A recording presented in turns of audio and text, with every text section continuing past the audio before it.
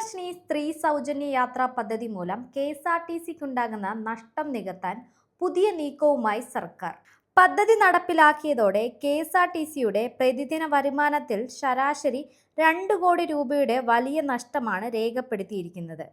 ഈ കനത്ത സാമ്പത്തിക ബാധ്യത താങ്ങാൻ കോർപ്പറേഷന് കഴിയില്ലെന്ന വ്യക്തമായതോടെയാണ് നഷ്ടം നികത്താൻ അടിയന്തര ഓവർഡ്രാഫ്റ്റ് അനുവദിക്കാൻ സർക്കാർ തീരുമാനിച്ചിരിക്കുന്നത്.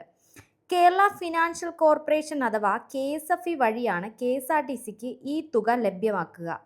സർക്കാർ ഗ്യാരണ്ടിയോടെ 6 മാസത്തെ കാലാവധിയിലാണ് ഈ ഓവർഡ്രാഫ്റ്റ് സൗകര്യം അനുവദിക്കുന്നത്.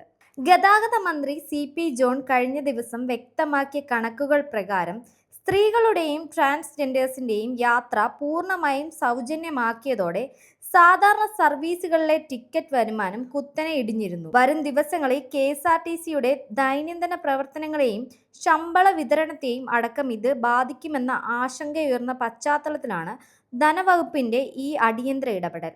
മുഖ്യമന്ത്രി VD സതീശൻ നേരത്തെ ഉറപ്പ് നൽകിയതുപോലെ പദ്ധതിയുടെ മുഴുവൻ സാമ്പത്തിക ബാധ്യതയും KSRTCക്ക് മേൽ അടിച്ചേൽപ്പിക്കാതെ സർക്കാർ തന്നെ ഏറ്റെടുക്കുമെന്ന തീരുമാനത്തിന്റെ ആദ്യ പടിയാണ് ഈ നടപടി.